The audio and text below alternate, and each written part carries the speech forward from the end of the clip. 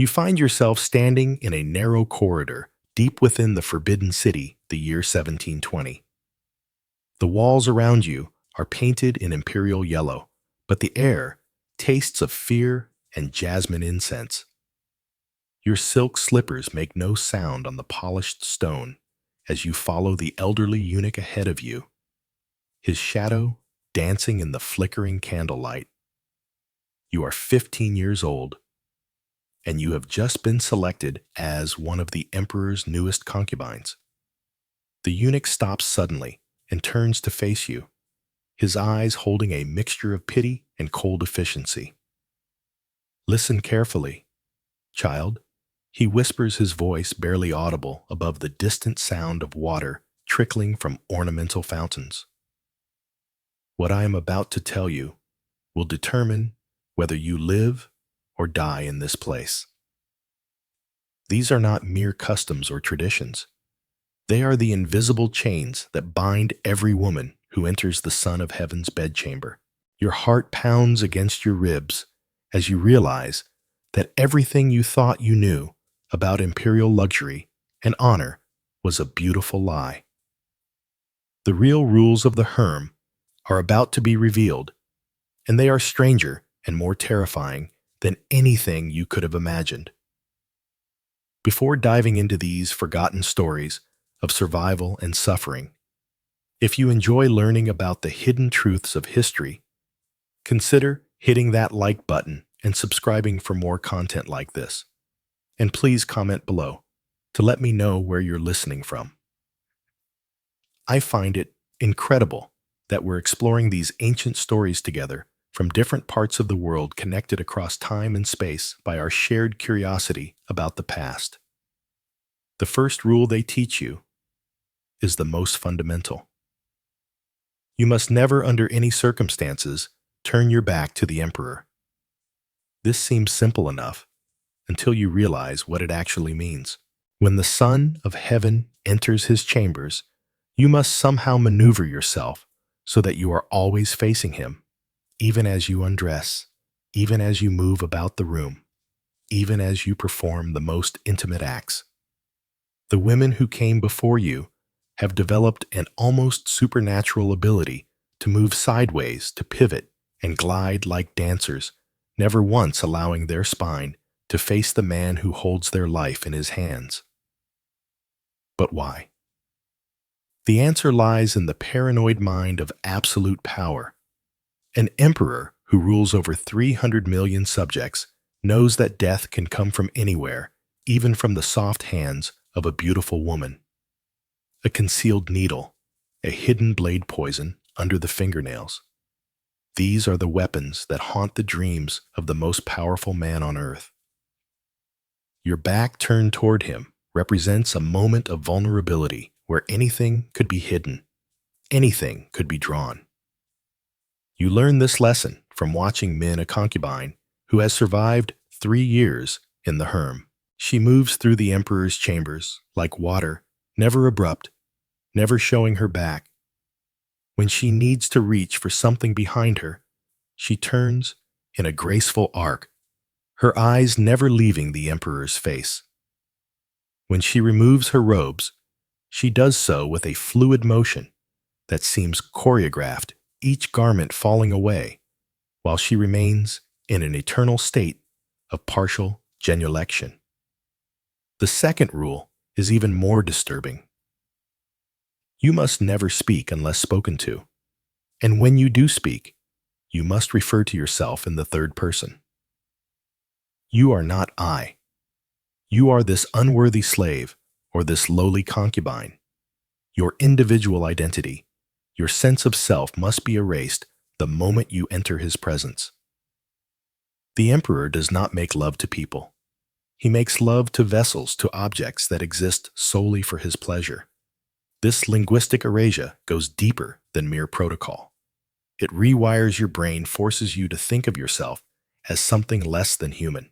Within months, many concubines find that they cannot even think of themselves as I when they are alone.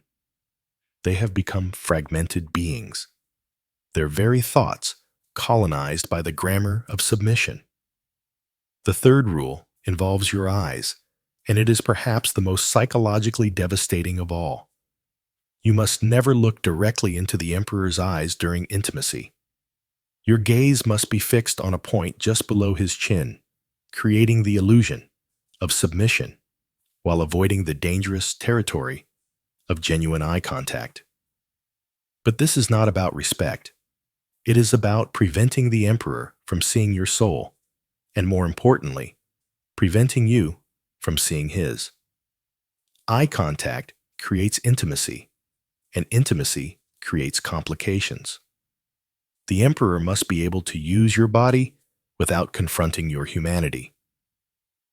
If he sees the fear in your eyes, the pain, the desperate longing for home, he might hesitate. If he sees the intelligence burning behind your gaze, he might begin to wonder what you are thinking, what you are planning. And if you see into his eyes, you might discover that the Son of Heaven is just a man, lonely and afraid, desperately trying to prove his divinity through the conquest of women's bodies. But the most twisted aspect of this rule is what happens when it is violated. If you accidentally meet his gaze, you must immediately prostrate yourself and beg forgiveness, not for disrespect, but for the presumption of treating him as an equal. The punishment for repeated violations is not death, but something worse.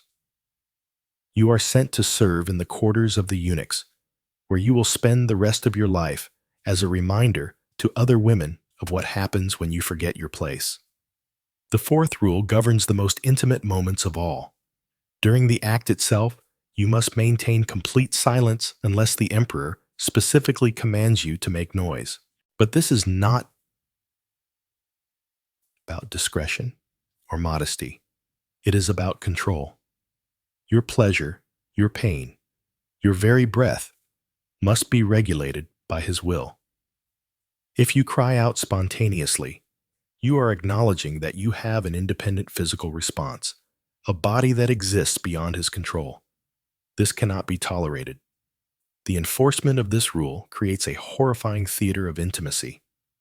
Women learn to hold their breath, to bite their tongues, until they bleed, to dissociate so completely from their bodies that they feel nothing at all. The emperor, meanwhile, becomes addicted to the power of commanding response. He might spend an entire night trying to break a woman's silence, not through pleasure, but through pain, through endurance, through the simple assertion of his will over her autonomy.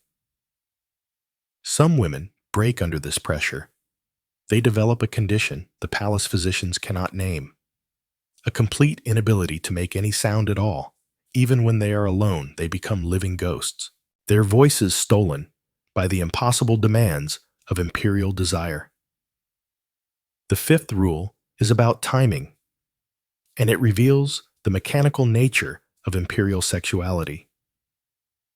The emperor's climax must always come last, but not because of any consideration for his partner's pleasure. Instead, it is because his release represents the moment when the cosmic order is restored. His seed is considered sacred, a direct connection to the divine mandate of heaven. For a concubine to reach her peak before him would be tantamount to suggesting that her mortal pleasure could somehow supersede the divine will. This creates a nightmarish calculation for the women involved. They must constantly monitor not only their own responses, but also read the subtle signs of the emperor's arousal. They become experts in the art of suppression, learning to delay or prevent their own climax through sheer force of will. Some develop techniques of mental distraction so effective that they can recite entire poems or perform complex mathematical calculations while their bodies are being used.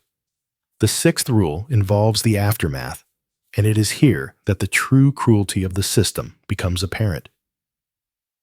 Once the emperor has finished, the concubine must remain in position, usually prostrate, until he gives permission to move.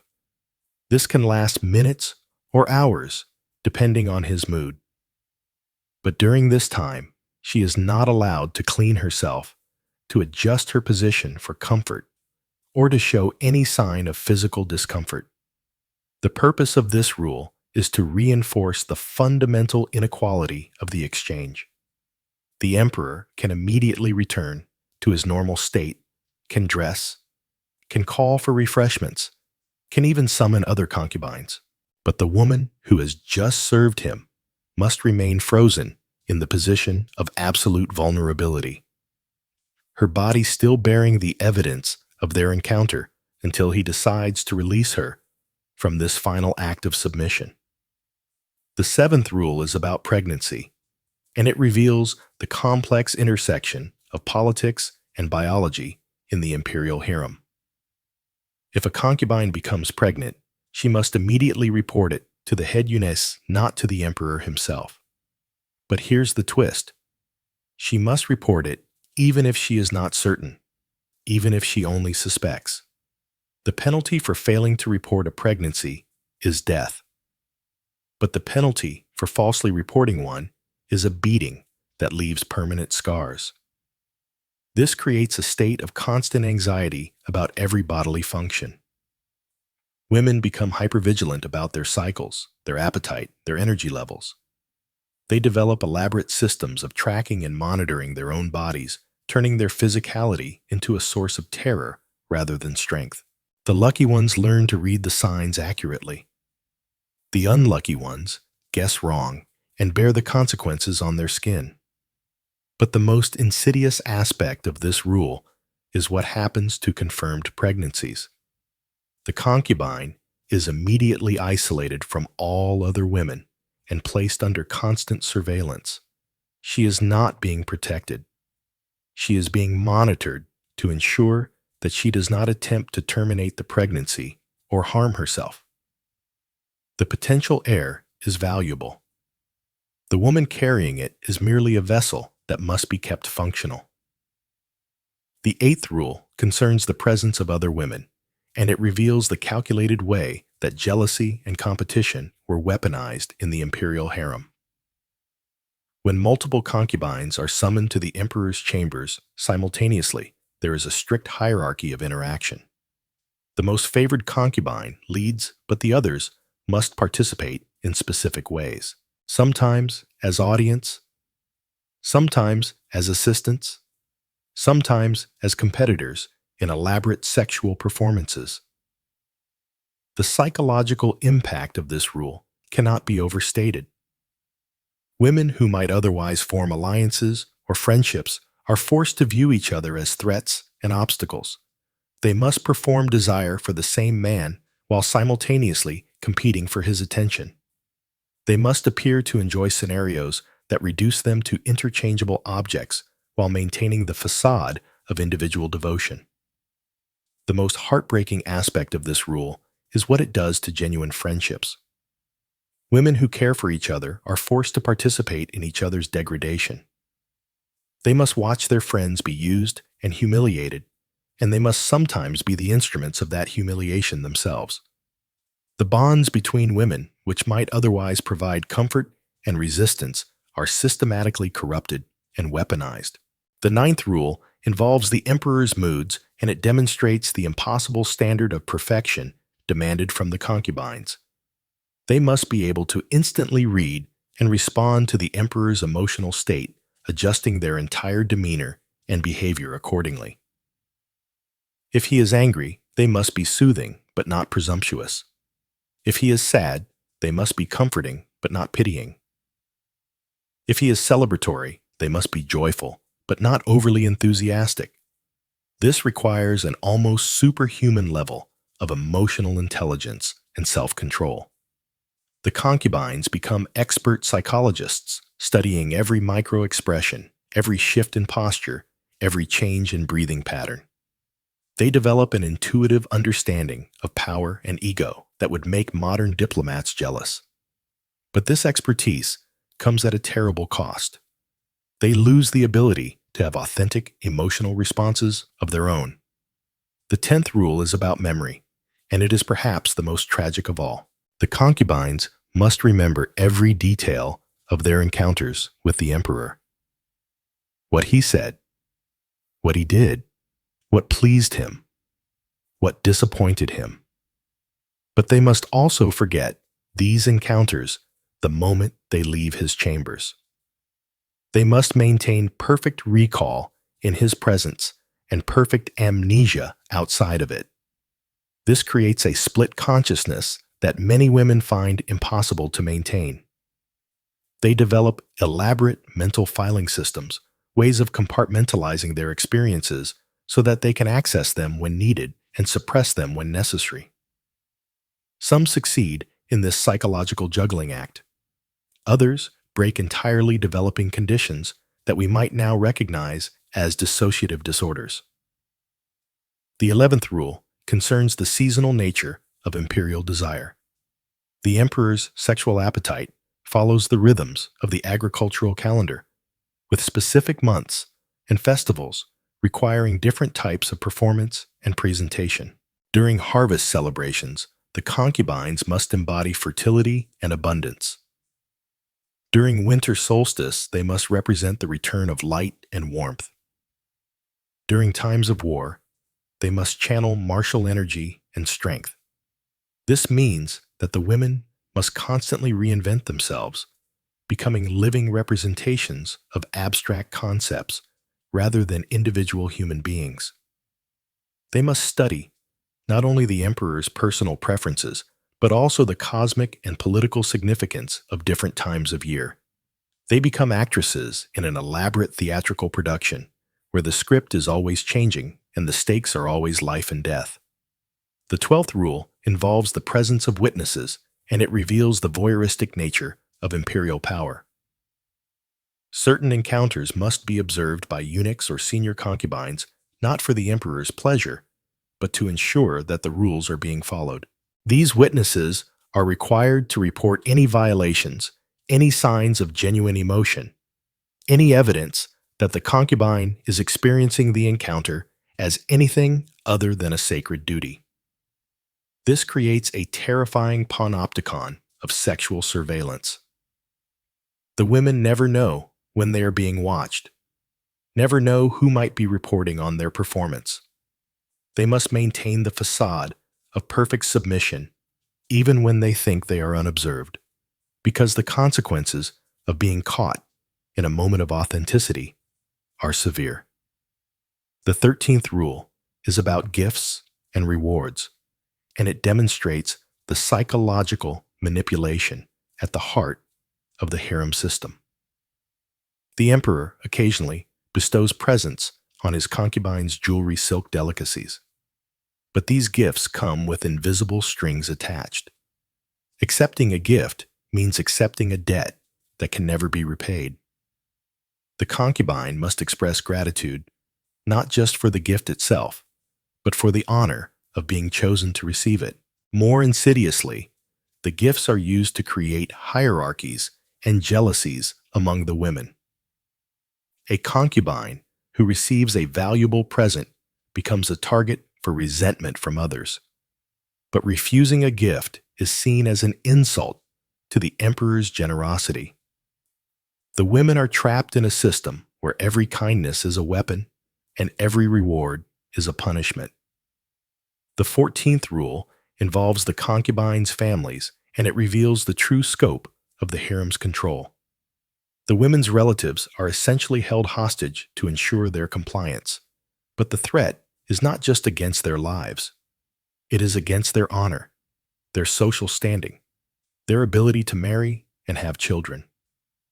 The concubine who displeases the emperor does not just risk her own death.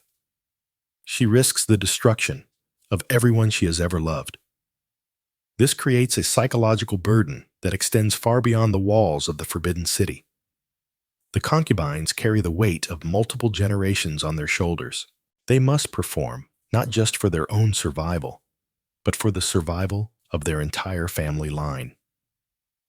The system ensures that even in their most intimate moments, they are never truly alone. The faces of their parents, their siblings, their future nieces and nephews are always watching. The 15th rule concerns aging, and it is perhaps the most inevitably tragic of all. As the concubines grow older, they must find ways to maintain their appeal without appearing to try too hard. They must age gracefully but not noticeably. They must accept their diminishing status while still competing for the emperor's attention. They must mentor younger concubines while knowing that these same women will eventually replace them. The beauty rituals become increasingly desperate and dangerous. Women use lead-based cosmetics that poison their skin. They undergo painful procedures to maintain their youthful appearance. They develop eating disorders and exercise compulsions in their attempt to hold back time. The lucky ones die young before they have to face the slow degradation of their value in the emperor's eyes. The 16th rule involves death, and it brings us to the darkest corner of the harem system. When an emperor dies, his concubines face a choice that is not really a choice at all. They can volunteer to be buried with him, ensuring their honor and their family's security. Or they can live on as widows forever, marked by their association with a dead ruler, never able to remarry or have children of their own. The preparation for this final rule begins from the moment a concubine enters the harem. She must cultivate a relationship with death, must learn to see it not as an ending, but as a fulfillment of duty. She must write letters to her family. Explaining her choice, must compose poetry about her devotion, must participate in her own mythology, even as she prepares for her own destruction. The 17th rule is about resistance, and it is here that we see the incredible strength and ingenuity of the women who survived this system. Despite everything designed to break them, they found ways to maintain their humanity, their connections to each other, their sense of self. They developed secret languages, coded conversations, hidden rituals that allowed them to remember who they were beneath the roles they were forced to play. Some forms of resistance were subtle. A glance held too long. A song hummed just slightly off-key. A way of arranging flowers that spelled out messages in a language only other concubines could read. Other forms were more dramatic. Elaborate suicide plots, escape attempts, secret pregnancies that were hidden from the palace authorities. The women who attempted these acts of rebellion knew the consequences, but they chose to risk everything for moments of authentic choice. The 18th rule concerns love, and it is the most complex and heartbreaking of all. The concubines are forbidden from feeling genuine affection for the emperor, but they are also forbidden from not feeling it. They must simulate love so perfectly that it becomes indistinguishable from the real thing. But they must also maintain enough emotional distance to survive the inevitable rejection and replacement. This creates a psychological tightrope that few women can walk successfully. Some fall into genuine love and are destroyed by it. Others maintain such complete emotional detachment that they become incapable of feeling anything at all. The rare women who find the perfect balance between simulation and protection often pay for this skill, with their sanity becoming performers so accomplished that they lose track of their own authentic emotions. The 19th rule involves the emperor's death, and it reveals the ultimate disposability of the concubines' lives. When the Son of Heaven dies, the women who have served him become dangerous reminders of the previous regime. They know too much, have seen too much, represent too much of the old order. The new emperor must either eliminate them or find ways to neutralize their influence. The lucky ones are sent to remote temples to live out their days as Buddhist nuns. The unlucky ones simply disappear, their fate recorded in no official documents. The truly unfortunate ones are kept alive but relegated to the lowest levels of the palace hierarchy, serving as warnings to the new generation of concubines about the temporary nature of imperial favor. The 20th and final rule is about forgetting, and it brings us full circle to the beginning of our story. The women who survive the harem system must learn to forget everything they have experienced, everything they have seen, everything they have been forced to do. They must become blank slates, empty vessels, ready to be filled with new purposes and new identities. But forgetting is not erasure. The memories remain buried deep in the body and the unconscious mind. They surface in nightmares and sudden moments of panic, in the inability to trust or love or believe in their own worth. The women carry these invisible scars for the rest of their lives, walking reminders of a system that valued their beauty more than their humanity. As you stand now in that same corridor where we began older and wiser and infinitely more tired, you understand that the strange bedroom rules of the imperial harem were never really about sex at all. They were about power, the power to reduce human beings to objects, to transform love into performance, to make survival contingent on the complete surrender of self. The eunuch who first whispered these rules to you is long dead, buried in an unmarked grave, like so many others who served the Forbidden City. The emperor you knew has been replaced by his son, who has been replaced by his son, in an endless cycle of power and submission. But the rules remain passed down like a secret language from one generation of women to the next. You have survived by forgetting how to be human and learning how to be a shadow. You have mastered the art of appearing to exist while actually disappearing. You have become an expert in the performance of desire, the simulation of submission, the careful navigation of a world where a single misstep can mean death. And now, as you prepare to whisper these same rules to another frightened 15-year-old girl, you realize that you have become the system you once feared. You are the chain that connects the past to the future, the keeper of knowledge that should have died with the last emperor. You are the reason these strange bedroom rules will never truly disappear, no matter how many dynasties rise and fall. The girl standing before you has the same wide eyes you once had, the same hopeful belief that she is about to enter a world of luxury and honor. You know better now. You know that she is about to enter a world where the strangest rule of all is that in order to survive, she must learn to forget that she was ever human at all. In the flickering candlelight, you begin to speak, your voice carrying the weight of centuries, your words weaving another invisible chain, and the endless cycle of power and submission that defines the imperial harem. And somewhere in the distance, you can hear the sound of water trickling from ornamental fountains, the same sound that welcomed you to this place so many years ago, the same sound that will welcome countless other girls in the years to come. The rules never change, only the faces